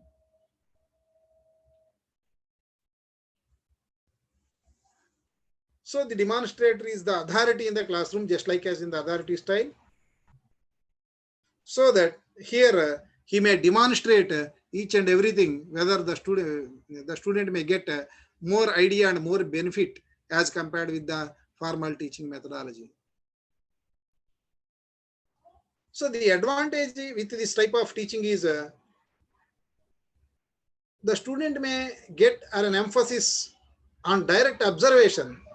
Yeah, in theoretical aspect, if you can go through with that, okay, this material will generate the electrons and this material will collect the electrons, where the potential development in between the two anode and cathode will be like this. That will not create the idea. Suppose if you can, they can go through with the demonstration, so that the student may get an idea how these materials will be dipped into that solution, how that solution behaves for that materials. Suppose if we can change the solution, other solution, then what are the impact? Why you are utilizing this solution as the requirement for that your battery? So likewise, if that such type of questions that may come into the mind, so then they may get the clarity regarding to that, how this demonstration will be taken place, how this experimentation will be taken place. What is the disadvantage? So the disadvantage in this demonstration style is some teachers may believe that their approach is the best way, leading some students to feel inadequate if they cannot live up to such expectations and standards. So that I may feel about, I believe that my approach is the best way. No, it is not like that, right? Where the student may feel inadequate for whatever you are demonstrating over there, so that it may be fruitful and it may be better and beneficiary to the student, so that then only whatever the demonstration you are giving over there will be useful. Right. Then coming to the next one, hybrid style. So in this hybrid style, so this is the technology based, where integrated teaching style that incorporates their personality, preferences, and interest in their teaching, so that what we may call it as hybrid.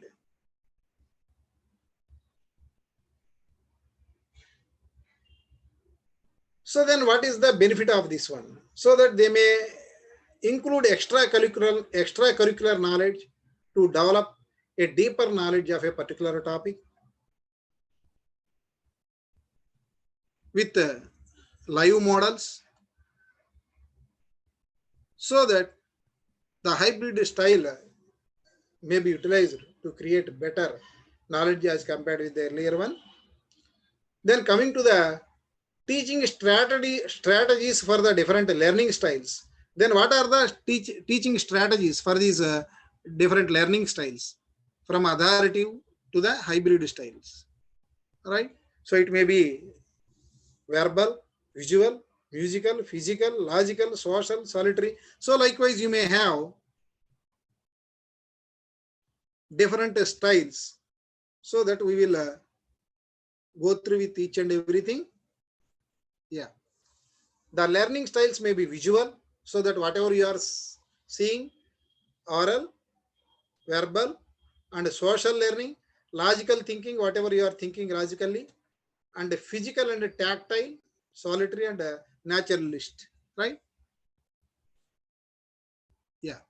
So coming to the visual learning, so in the visual learning, you may retain more information as compared with the remaining. Why? Because where you may get the information through pictures, images, or film clips, or different diagrams, bar diagrams, so that if you can get visual representation, then it may be more better as compared with the normal method what we are following that. So the visual method will give complete idea regarding to whatever the concept you have to adapted and teaching in that particular class, and they are good at more understanding of the information through maps or charts or graphs. So and using the visual aids already, this is the normal thing, we may know better. So color pictures and metaphase, how you are getting the information likewise, right? Then oral learners respond to the sound. Some, if you can see, some people maybe go through with the music, so that the recording rhymes, rhythms, etc. They remember conversations well, and music causes an emotional response in them. While they are doing their work, then they are listening the music, so that they work more hard as compared with in the normal way. So it will not be happen in all the time, but it may sometime for some people, they may enjoy the music and they may work hard at the same time while they are going through with the music or the recordings.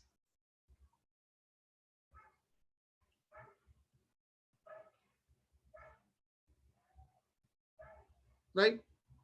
Then verbal. So in the verbal learning, So it favors using words and linguistic skills in speech and in writing, such as reading, writing, listening, or speaking. So this is very, very, very, very important, verbal. So which may be useful for linguistic skill, where speech, what you have to be speak, and writing and reading. So likewise, these are very, very important. So these are the things what you have to be ask them to discuss, ask them to present, get the class to read loud, so that you have to ask the student to read.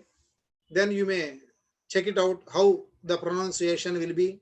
So likewise, each and everything, there are some methods that are to be there to identify. Then social learning. So in the social learning, it is the process of the information to be adopted by interacting and relating to others. So they enjoy working with others and are often strong leaders. So that is the social moving. Social learners, nothing but they have to interact with one another to process the information. So here it also allow them to discuss and share the stories, group work, role play. So likewise, these are the things that may come under. Then the next one is the logical learners. So here the logical reasoning and logical thing may they come into the force. So that is useful to solving problems, critical thinking. So likewise. So these are the things that may come under this. Provide statistic and facts, include critical thinking exercises.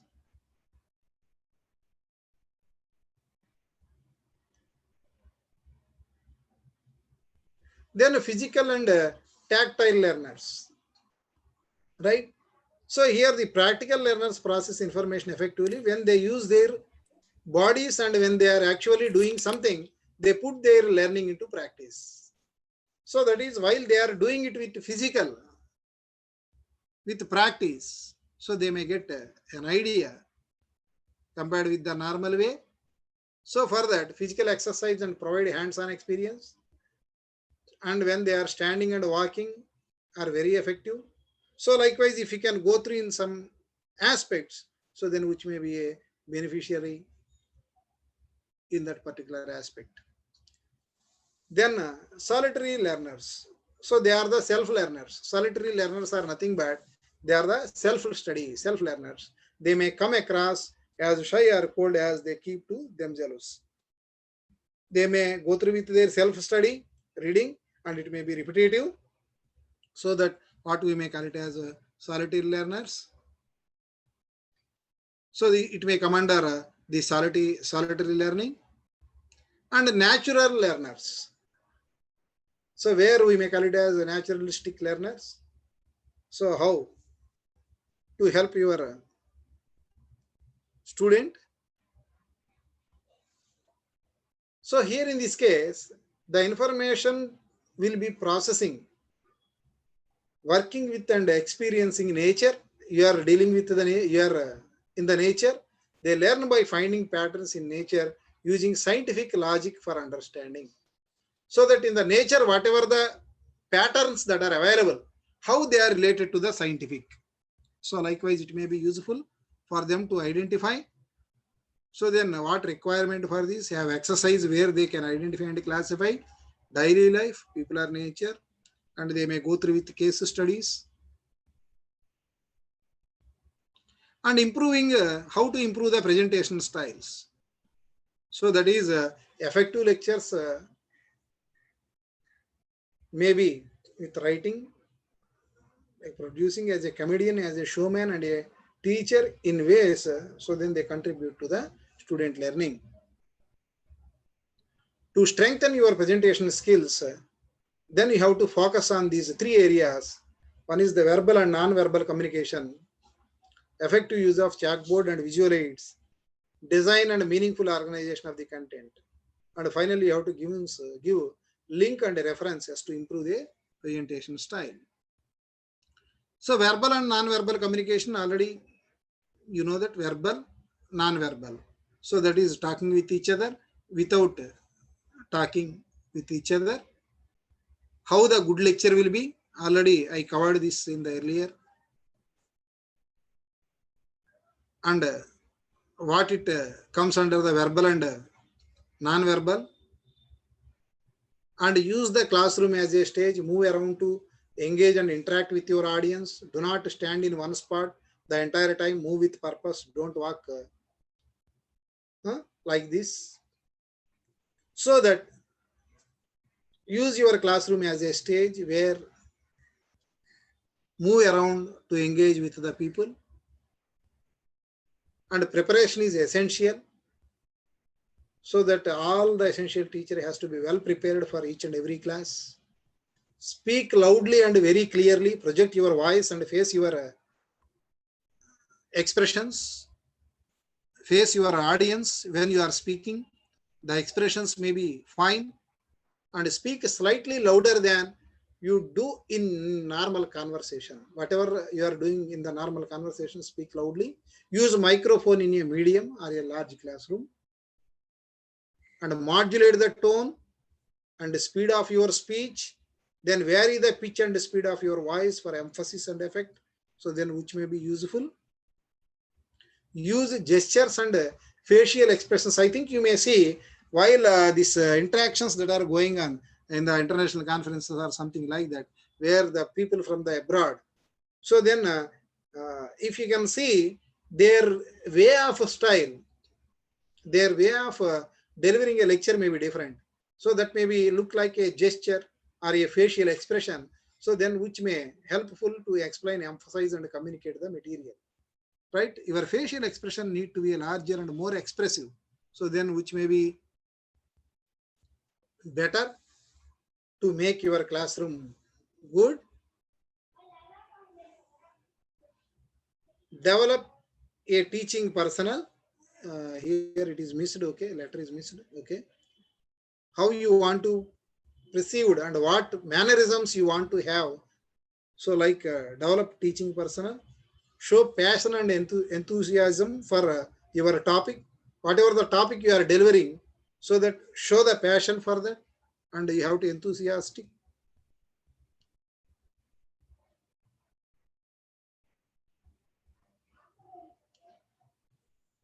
Don't read your notes or slides, so that whatever the slide or whatever the notes you are providing, don't read and interact with and pay attention to your audience. So that will give fruitful. Keep track of the time. So that is very, very important.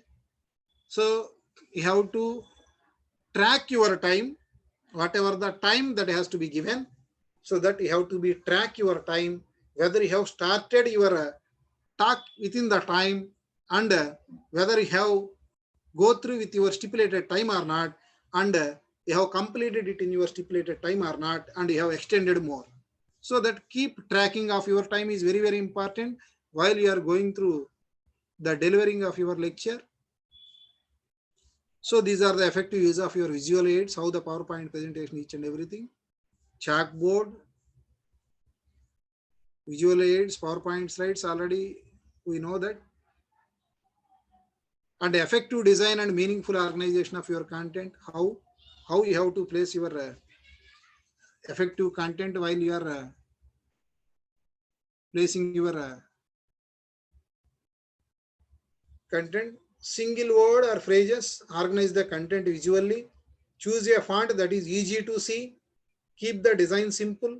Too many words, graphics or different colors are distracting and cause students to miss the important points. So that eliminate the more graphical representations. Little bit, use short quotes, not long extracts from the documents. So these are some important things that you have to follow while you are preparing your content. Plan the content, provide a structure, and how to proceed. List objectives or provide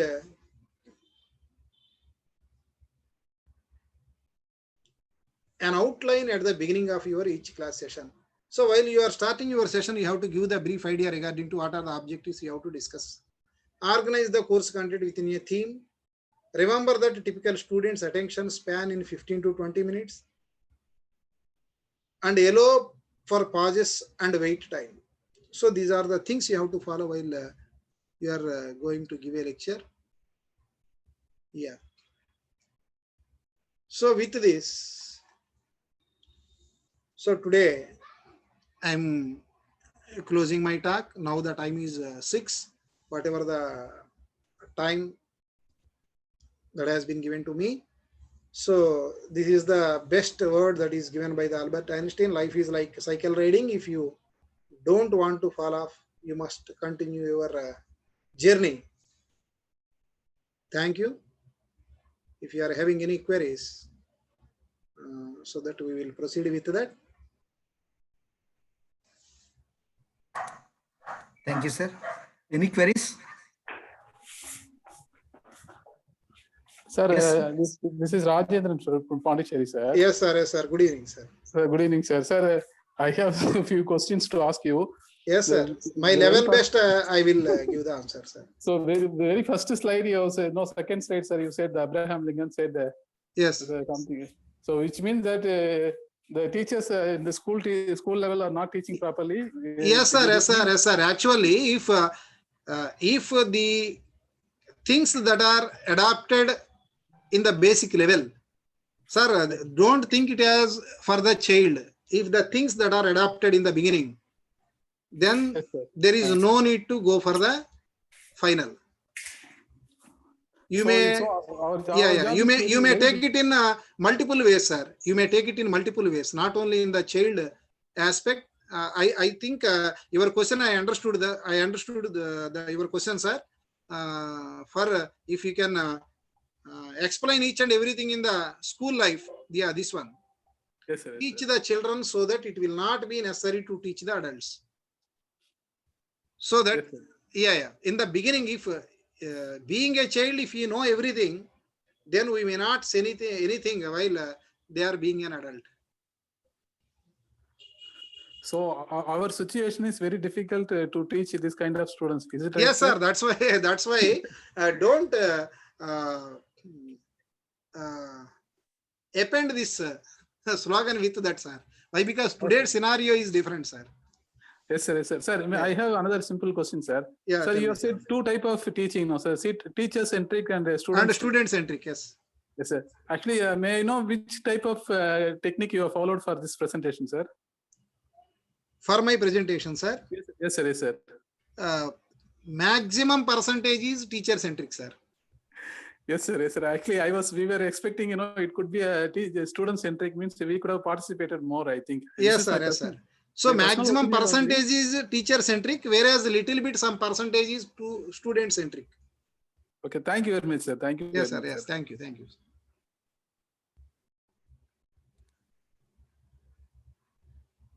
So please, anyone, please interact with sir. Feel free to ask any queries. Any other participant?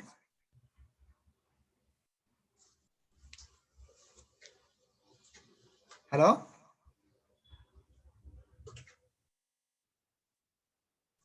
Hello, please try to interact with sir.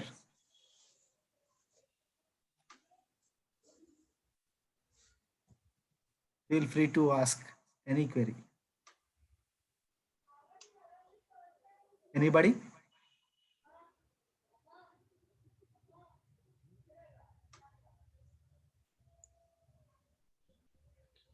Okay. Okay, sir. Yeah, if nobody is there, so that we will close the session. Okay. And I'm thankful to the management of SRKR Engineering College and respected Principal Garu, Electronics Communication Engineering HOD sir, Chief Coordinator Raj Garu, and Coordinator Nagaraj Garu, and all the participants and my dear colleagues. Thank you for giving this opportunity. Okay, thank you, sir. Thank you, sir. You told so many things like teaching styles, like formal authority, facilitator, personal model, demonstrator, delegator is explained in a very nice, sir. Similarly, teacher-centered approach and student-centered approach are explained in a nice way, sir. Anyway, it was very nice presentation, sir. We sincerely thank Dr. P. Parthasarathi garu for kindly accepting our invitation. We are really enlightened with your knowledge and presence, sir. Thanks for your sharing your knowledge, and you have guided us in right direction, and it was a most fruitful session, sir. Once again, I thank you for your motivating, enlightening, and entertaining presentation, sir. Thank you very much. Thank you, sir. Thank you all. Okay, hope this session is a pack of incredible information, and everybody got an insight about different teachers' individual learning styles in teaching. We shall close this session for today, and we'll meet tomorrow at 4 p.m. Thank you all. Thank you, sir. Thank you all.